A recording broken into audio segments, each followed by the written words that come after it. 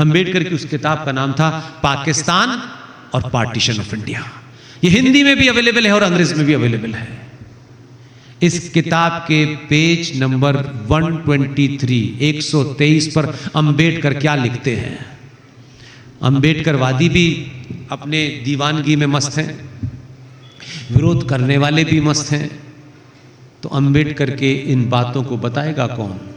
अपने स्वार्थों के हिसाब से, पार्टी का एंगल देख करके, नफा नुकसान को देख करके।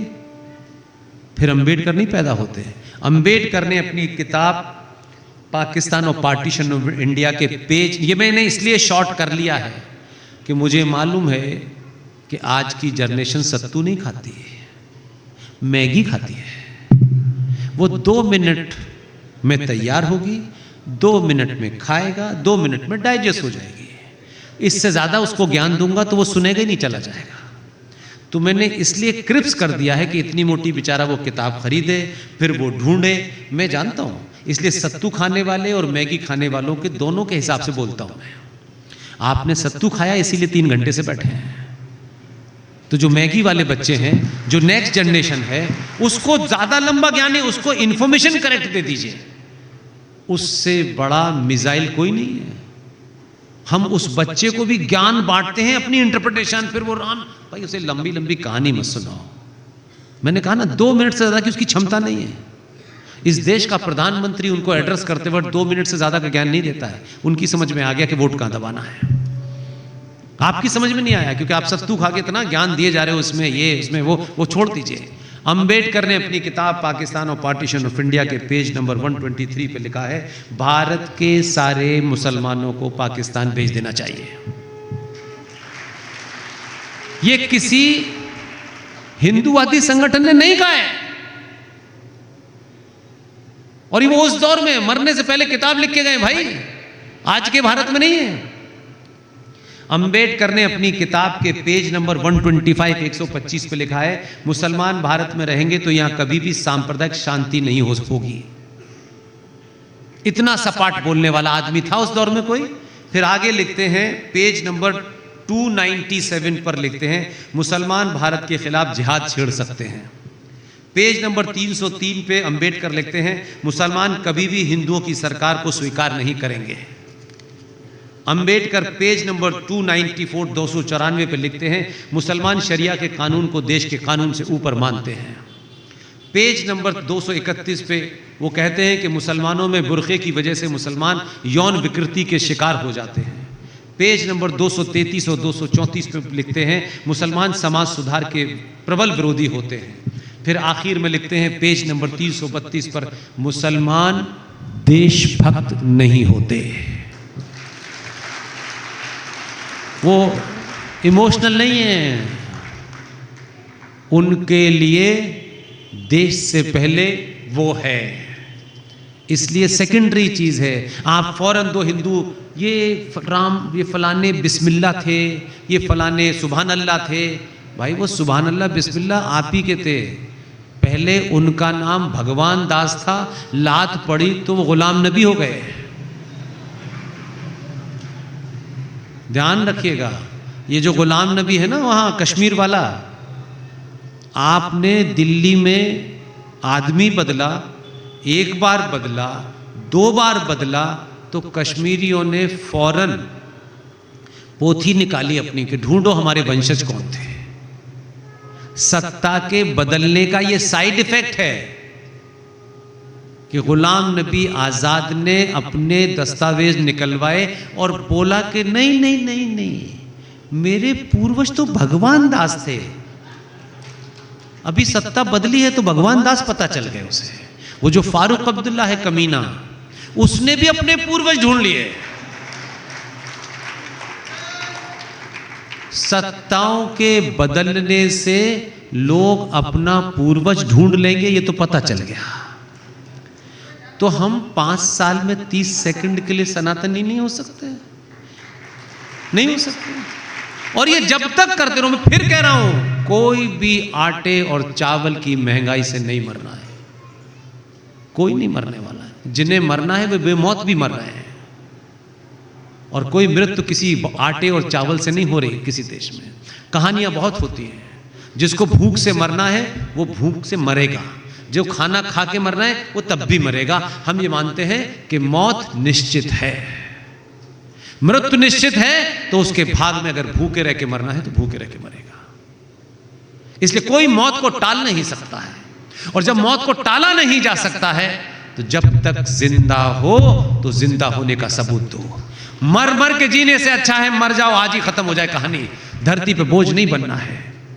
इसलिए आपको अपने होने पे गर्व होना चाहिए। जरूरी नहीं है गर्व के लिए आपके पास 4 गाड़ियां हो, 4 मकान हो। मैं फिर कह रहा हूं, मैं भी नहीं रहूंगा, आप में से बहुत लोग नहीं रहेंगे, तब भी कोई कहेगा तो यही बात सच कहेगा।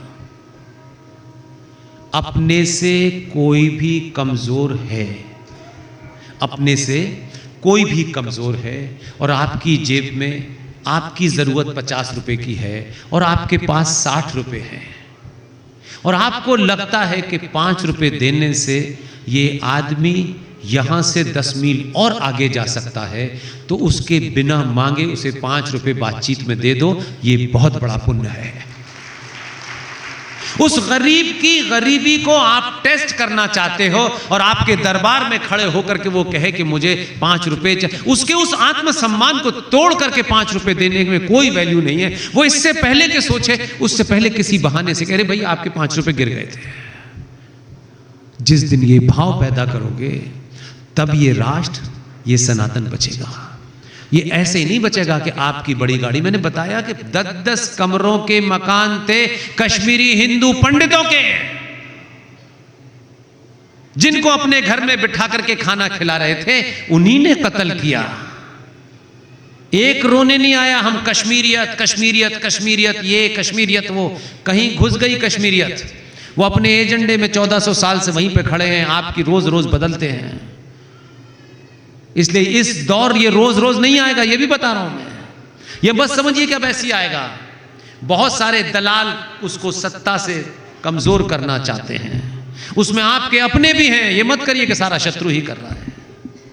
आपको 86 करोड़ सनातनी होने के बाद भी अगर आप 10-20 साल तक अपने मन की सरकार नहीं बना पा रहे, तो फिर आप सनातनी नहीं हैं, आप बिके हुए लोग हैं। एक काम आप नहीं कर पा रहे हैं, किसी को भी चुनिए, मैं कह रहा हूं, लेकिन तय कर लीजिए कि इसके अलावा अभी वर्तमान में हमारे पास कोई ऑल्टरनेट नहीं है। यहां सिख भाई भी हैं, मैं सुबह सुबह गुरुद्वारे भी गया हूं। किसी ने कुछ करा, गलत किया, समाज को सामूहिक तौर पे अपने साथ में खड़े हुए लोगों के कंधे पे हाथ रख के भी कहोगे ना, तो भी वो दर्द भूल जाएगा। इसलिए ये काम एक राजा को करना पड़ रहा है, ये समाज को करना था, लेकिन राजा आपको मैसेज दे रहा है। इसलिए छोटा मोटा मैसेज नहीं है। और जब शब्द या हिंदू होता है तो उस शब्द हिंदू में, सनातनी में सिख भी होता है। यही वो लोग हैं जिन्होंने सब कुछ बचाने के लिए एक रूप धारण किया, एक कृपाण धारण की। किसी की हत्या करने के लिए नहीं की, इसी को बचाने के लिए की। इन्हीं के परिवार के 2 लोगों ने क्या किया, लेकिन हमने बदले में क्या दिया? एक समाज के भाई सरकार इनके साथ कुछ करती वो एक अलग विषय है, समाज को नहीं करना चाहिए था। और उसको कैसे धीरे धीरे उस गहरे जख्म के ऊपर ऐसे मलहम लगाएं कि इनको थोड़ा सा डॉट बराबर ये एहसास हो कि गलती किसी की देख रेख में, किसी पार्टी की देख रेख में, किसी गुंडों की देख रेख में ये अंजाम दिया गया, और उसे हिंदू और सिख विरोधी दंगा करार करके उस खाई को बड़ा किया गया। लेकिन एक देश का प्रधानमंत्री, इन्हीं सिखों के बीच में से एक सिख इस देश का प्रधानमंत्री बना 5 साल तक।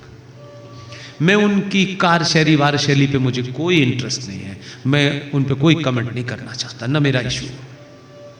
इस देश का प्रधानमंत्री सिख था। उस प्रधानमंत्री की स्थिति ये कर दी थी कि एक भी सरदार किसी भी फेस्टिवल पर जब वो वहां जाते थे, उनको पगड़ी पहनाने के लिए जाते थे, तो सरकार की तरफ से ये आदेश था कि जो एसपीजी लगी हुई थी, एक एक सरदार की पगड़ियों के अंदर बाहर कोई हथियार तो नहीं है, तलवार और कृपाण दोनों जमा कर दी जाती थी। तब मनमोहन सिंह से मिलने के लिए जो जत्था जाता था किसी फेस्टिवल पे, तब अलाउ होता था। और यही भारत का प्रधानमंत्री है, वही निवास है, स्टैंडिंग ऑर्डर है, किसी भी सरदार की तलवार और कृपाण को छूना नहीं है। आमने सामने मिल रहा है। इसको क्या समझते हैं आप? ये कोई राजनीतिक स्टंट है क्या? इससे क्या राजनीतिक स्टंट हो जाएगा? अगर किसी ने घाव करा है, उस पे मल्हम लगाने का काम कोई कर रहा है ना। कोई तो करेगा कि नहीं नहीं किसी ने किया है तो बस अब वही अटक जाएगा। उन्होंने जो किया उसमें सारी चीज गलत है। वो गुंडे जिन्होंने बढ़ चढ़ के इनकी हत्या और इनके लूट में हिस्सा लिया, वो कहां हैं आज? सत्ताओं का सुख नहीं होता, आप सुख से मरे नहीं, वो दुख सबसे बड़ा होता है।